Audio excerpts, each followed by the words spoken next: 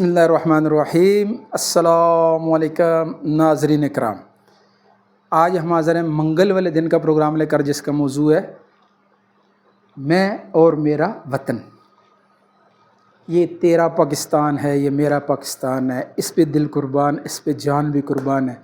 और वतन को हम अजीम से अजीम तर बनाएंगे। और तरह तरह के बेशुमार मिली नगमों की गूंज आप भी सुन रहे होंगे, और ये कल परसों तरसों ये इंशाल्लाह गूंजें आपके जहन में रहेंगी।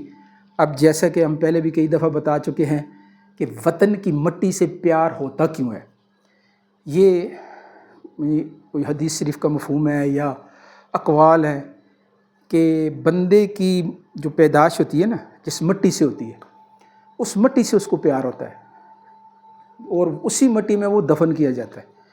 अब अक्सरियत पाकिस्तानियों की ज़हर है पाकिस्तान में ही दफन की जा रही होती है, इसका मतलब ख़मीर वहीं से लिया गया उसका, तो इस वजह से उसको अपने वतन से प्यार होता है। ये फितरतन है, तबन है। ये हमारा ही नहीं, बाकी मुल्कों वालों को भी ऐसा ही होता है, अपनी मिट्टी से प्यार होता है। हमारे यहाँ अपनी मिट्टी से प्यार जो है वो यानी बहुत ज़्यादा है, और अक्सर हम लोग जो है ना उसमें थोड़ी सी इजहार भी करते हैं, लेकिन अंदर हर आदमी की वो आग बड़ी होती है कि किसी तरह जो है मैं वतन की खिदमत करूँ।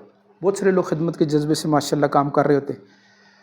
अब ये जो आपसे पहले प्रोग्राम में मैंने बात की थी ना कि अपने महल्ले में, अपनी बस्ती में अपने बच्चों को, अपने नौजवानों को आपने हौसला अफजाई के इनामात देने, अल्हम्दुलिल्लाह हमने भी वो जो प्रोग्राम हम साल से करते आ रहे हैं, उसके लिए हमने 9 अगस्त को पिछले जुम्मे को हमारा इधर यूनियन कौंसिल का दफ्तर है, कामन जगह है, वहाँ पे हमने बुला के सब बच्चों को, नौजवानों को नंबर लिखे हैं माशाल्लाह। उनकी तरतीब बन गई है तकरीबन।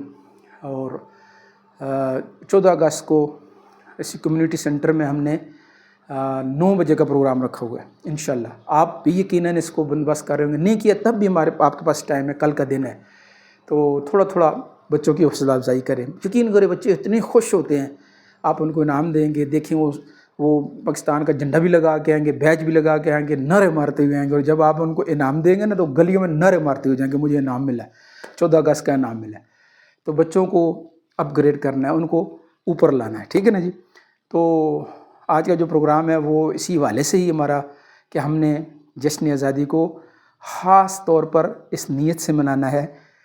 और ये जो मायूस कुन बातें लोग कर रहे होते हैं ना, इस दफ़ा आपने अपने हल्का या बाप जहाँ तक आपकी आवाज़ पहुँच सके, जो आदमी कहे जी 75 सालों में से ऐसा नहीं हुआ, तो आपने उसको मना करना है कि भाई चलो 75 सालों का रोना बंद करो। अब हमने 75 सालों का रोना नहीं रोना। मेरे और आपके ऊपर जो जिम्मेदारी है वो ये है कि हमने अगले 75 सालों का सोचना है। अब सारे आदमी से ये कहना है, मैं तो सबसे कहता हूँ कि भाई 75 साल बाद वाले अपनी नस्लों को हम क्या दे के जा रहे हैं, हम भी उनके लिए रास्ते मुतय्यन करें ना, उनको हौसला अफजाई करें, उनको आगे लाएं। वो नस्ल कम से कम, नई नस्ल तो अपने आप को जो है ना वो ये रोना न रोए। 20 साल बाद वो ये ना कहे कि 95 सालों से ऐसा हो रहा है, 75 साल बाद वो ये ना कहे कि 150 साल से ऐसा हो रहा है। कम से कम हम तो अपना हक अदा करें ना, ठीक है ना। तो इसके लिए मुस्बत किरदार हर शोबे में अदा करना है, आइडियल बनना है। आइडियल बनने के लिए तकरीरों की ज़रूरत नहीं होती है, तकरीरें बंदे और कर रहे होते हैं, किरदार बंदों का और होता है। और लोगों के यहाँ ना बंदे का किरदार देखा जा रहा होता है, तकरीरें तो देखी नहीं जा रही होती। इसलिए जो है हर आदमी ना बुनियादी तौर पे पाकिस्तानी है तो पाकिस्तान के नुमाइंदा है, यानी अपने आप को समझा करे कि मैं जो हूँ मैं पाकिस्तानी हूँ, तो मेरा एक किरदार है पाकिस्तानी होने के नाते। जैसे हर शोबे में हमारा किरदार है ना, तो ऐसा पाकिस्तान का लेबल लगा हुआ है ना, पाकिस्तानी शनाख्ती कार्ड है हमारा, तो इसके ऊपर भी हमारा जो है ना किरदार है। हर अमल को करते हुए देखिए यार मैं पाकिस्तानी होने के नाते क्या ये कर सकता हूँ, क्या मुझे करना चाहिए कि नहीं करना चाहिए। आज एक दफ्तर में किसी काम के लिए मैं गया हुआ था, महकमा माल का दफ्तर है, वो तो माला माल के बगैर काम ही नहीं करते। तो बंदे से, उनके अफसर से मेरी बात हुई, मैंने कहा जी ये अभी मेरे सामने उस बंदे ने ना एक लिफाफा लिया, वो कहता है जी नहीं ऐसा नहीं हो सकता। वो गया लिफाफे में 2000 रुपये पड़ा हुआ था, नाम मैं नहीं लेता। तो बहरहाल वो कहता है जी, उससे पूछता जी وہ میں نے کہا سر آپ ایسا کیوں کر رہے ہیں؟ یقیناً آپ کا بھی حصہ ہوتا ہے اس میں. وہ میرے ساتھ اور بگڑ گئے. میں 18 سال سے جو ہے یہ سر. میں نے کہا جی آپ ہمارا 40 سال کا تجربہ، 20 سال کا تجربہ محکمے کے ساتھ ہے، ہمیں پتہ ہے. تو یہ تنگ کرنا ہوتا ہے اس لیے کہ اگلا تھک کے بولے یار لفافہ لے لو. تو وہ بیچارے ناراض ہو گئے. میں نے انہیں کہا جی یہ پبلک سرونٹ کا مطلب کیا ہوتا ہے؟ عوامی نوکر، عوامی خدمتگار.